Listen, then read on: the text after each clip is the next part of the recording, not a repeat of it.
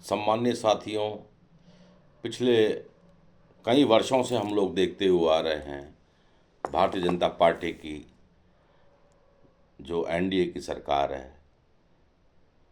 वैसे तो 400 पार का नारा देने वाले लोग 250 पार नहीं कर पाए, क्योंकि जनता जनार्दन सब कुछ समझ चुकी है। और निश्चित तौर पर मैं ये कहना चाहूँगा कि जो विचारधारा इस देश में चल रही है वो बड़ी घातक है, बड़ी खतरनाक है। ये लोग भाई से भाई को लड़ने का काम कर रहे हैं, इतिहास को तोड़ने का मरोड़ने का प्रयास कर रहे हैं। कभी सावरकर को वीर कहने वाले लोग, गॉडसे की सेवा करने वाले लोग, श्यामा प्रसाद मुखर्जी जैसे लोग जिन्होंने अंग्रेज़ों के साथ हाथ मिलाकर हमारे देश को आज़ादी में रोड़ा, जो लोग बने।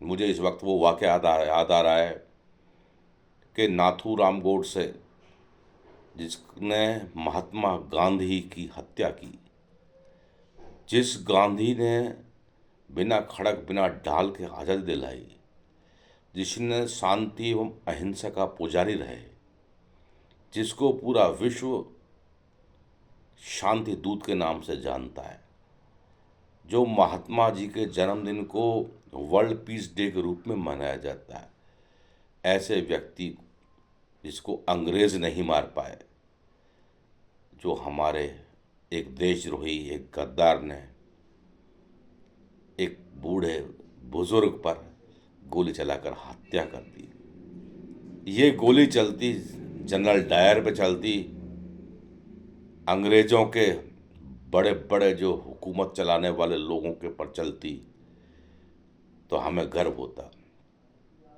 लेकिन एक गद्दार ने महात्मा गांधी जैसे व्यक्ति पर गोली चलाकर निर्मम हत्या कर दी। ऐसी विचारधारा आरएसएस की विचारधारा है। आरएसएस से नाथूराम गॉडसे जुड़े हुए थे। गॉडसे की अग्रणी नाम की एक पत्रिका निकलती थी। 1945 में अग्रणी नाम की जो पत्रिका वो गॉडसे निकालते थे, उसमें दशहरे के दिन महात्मा गांधी को रावण के रूप में दिखाया गया, जिसमें और भी चेहरे लगाए गए। जिस तरीके से दशानन में चेहरे होते हैं 10 शीश, उसमें ऐसे ऐसे महान क्रांतिकारियों के चेहरे लगाए गए, जैसे पंडित जवाहरलाल नेहरू, सुभाष चंद्र बोस, आचार्य कृपलानी, बाबा साहब अम्बेडकर। हमारे इतने सरदार पटेल, हमारे इतने महान क्रांतिकारी, जिन्होंने देश के लिए सब कुछ न्यौछावर कर दिया। और तीर मारते हुए दिखाया गया सावरकर को और श्यामा प्रसाद मुखर्जी को।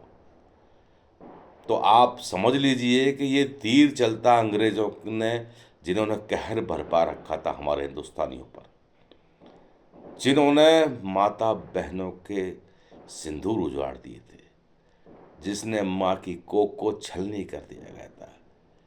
हमारे लाखों की संख्या में हमारे रणबांकुरे, हमारे महान क्रांतिकारियों को जेल में डाल दिया गया, भूखे प्यासे मार दिया गया, गरम तेल के कढ़ाई में डाल दिया गया, तोपों के सामने बांधकर उनके चिथड़े उड़ा दिए गए। लेकिन हमेशा उनकी सांसें ही कहती थी, आज़ादी हम लेकर रहेंगे। आज हालात किस तरीके से इतिहास को तोड़ मरोड़ रहे हैं ये लोग, सभी युवा पीढ़ी को मैं संदेश देना चाहता हूँ कि ऐसे लोगों से सावधान रहें। हमारा देश गलत हाथों में है।